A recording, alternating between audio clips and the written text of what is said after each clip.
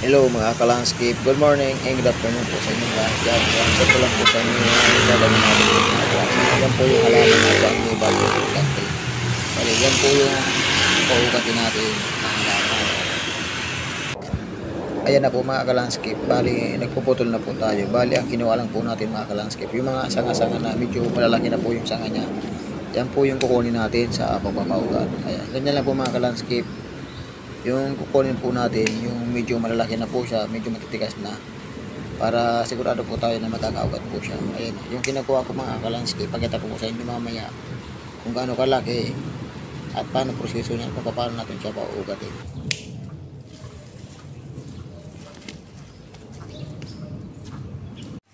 Ayan na po mga ka-landscape yung nakuha natin. Bali, ito po mga ka-landscape, tatanggalin pa po natin to yung mga sanga-sanga dyan na maliliit. Bali, ang ititira po natin dyan yung ito lang po, tangkay lang. Ganyan lang po ang proseso niyan mga ka-landscape, kung paano paugat ng pokyante na halaman o tsaang gubat. Yan, ngayon po mga ka-landscape, babawasin na po natin ng dahon. Bali, ititira na lang po natin tangkay. After po niyan mga ka-landscape, papakita ko lang po sa inyo kung paano gagawin yan. Ayan, sige po mga ka-landscape, kasi tatanggal muna tayo ng dahon. Ito na po sa mga ka-landscape, tatanggalin muna natin itong mga dahon-dahon. Bali, ang ititira na lang po natin dyan, yung mga ano na lang po mga ka-landscape, yung mga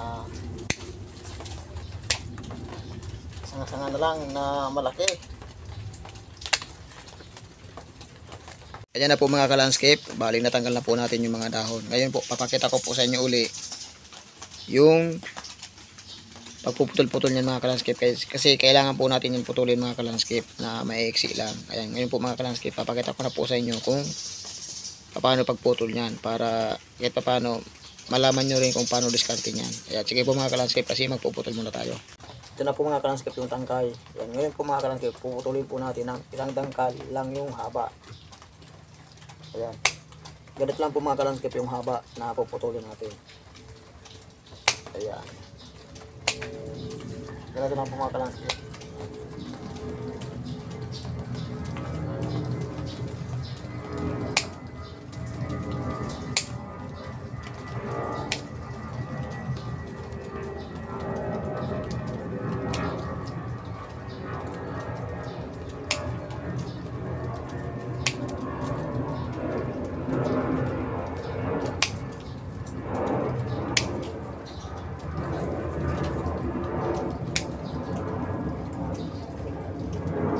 Ayan na po mga ka-landscape, bali naputol na po natin.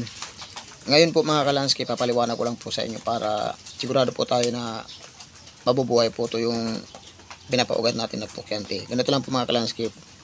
Kailangan po, di ba, pinagputol-putol natin to. Kailangan po mga ka-landscape, yung pinakapuno na to, kailangan maiwasan po natin na durog-durog yan o basag. Kaya kailangan po natin yan, gagawin natin yan mga ka-landscape. Tatapyasan po natin na matanggal po natin yung mga durog-durog, kasi dyan po kasi siya magkakaugat. Kaya kailangan po hindi po yan basag, hindi po durog-durog. Ayan, pakita ko lang po sa inyo mga ka-landscape yung gagawin natin kung paano pagtanggal niyan ng mga basag-basag na yan. Ganito lang po mga ka-landscape yung pinakapuno niya, kasi ito po yung pinagputulan. Ngayon po tatanggalin na po natin. Ayan, para sigurado po tayo mga ka-landscape na makakaugat siya. Kailangan po iwasan po natin na basag-basag yung pinakapuno niya. Ayan, ganito lang po mga ka-landscape ang diskarte niyan, para matanggal po yung pinakabasag-basag niya. Ayan na po siya mga ka-landscape, bali tapos na po tayo, natanggal na po natin yung mga basag-basag. Ayan, ganyan lang po ang gagawin mga ka-landscape, para sigurado po tayo na makakaugat po yung pinapaugat natin na halaman. Ito po yung halaman na tsaang gubat o pokyante. Ayan, ngayon po mga ka-landscape, gagawin natin yung pag-uukatan niya, ipiprepare na po natin. Bali, ano lang po yung mga ka-landscape, ang gagamitin natin sa pagpapaukatan niya ay buhangin lang po yung gagamitin natin. Doon natin siya itutusok at doon na rin siya makakaugat. Ganyan lang po ang diskarte mga ka-landscape. Yan, sige po mga ka-landscape, kasi ipiprepare muna natin yung buhangin na pagtutusukan niya. Landscape yung buhangin. Bali, ito lang po yung gagamitin natin sa pagpapaugat ng halaman na tsaang gubat o pokyante. Ayan, bali dito lang po natin siya itutusok.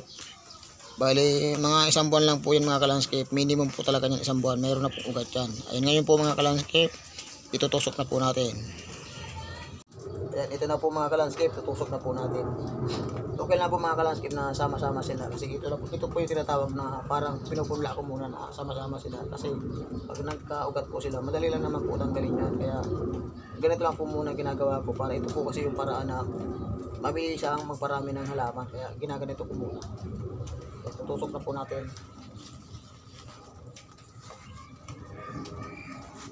Ganyan lang po mga ka-landscape. Tusok lang natin kahit sama-sama sila. After po nito mga ka-landscape, papakita ko na po sa inyo yung may ugat na ganito rin po yung ginawa natin. Ayan, balik tutusok lang po natin yung mga ka-landscape. Ayan, ganito lang po. Napaka-basic lang mga ka-landscape kung paano magpaugat ng halaman ng pokyante na ganito lang po yung ginagawa. Ganito lang po yung paraan. Tama-sama lang sila mga ka-landscape. Ayan, sige po mga ka-landscape, tatapusin muna natin ito na itutusok yung lahat ng pokyante. Mga ka-landscape, tapos na po tayo magtusok. Ayan, ganyan lang po ang diskarte mga ka-landscape kung paano magpaugat ng halaman na tiyan gubat o pokyante. Bali, ganyan lang po ang proseso. Ayan, ngayon po mga ka-landscape, tapos na po tayo. Papakita ko na po sa inyo yung may ugat na ganyan din po yung diskarte natin. Ayan, papakita ko na po sa inyo mga ka-landscape para kahit paano mayroon po kayong ideya na kung magpapaugat po kayo ng halaman na pokyante, ganito lang po ang gagawin nyo. Ayan, sige po mga ka-landscape kasi papakita ko na po sa inyo yung may ugat na. Ito na po mga ka-landscape. Ngayon po, bali 3 seedling bags po ito mga ka-landscape. Nandito natin tinusok. Ayan, ngayon po mga ka-landscape, papakita ko na po sa inyo yung may ugat na ganoon din po yung ginawa natin ng una. Ayan, ngayon po mga ka-landscape, papakita ko na po sa inyo yung may ugat na. Unahin muna natin dito sa kabila. Ayan na po mga ka-landscape. Bali yung ugat niya hindi pa naman gano'ng mahaba kasi wala pa naman po ito isang buwan. Ayan o. Titingnan po natin lahat.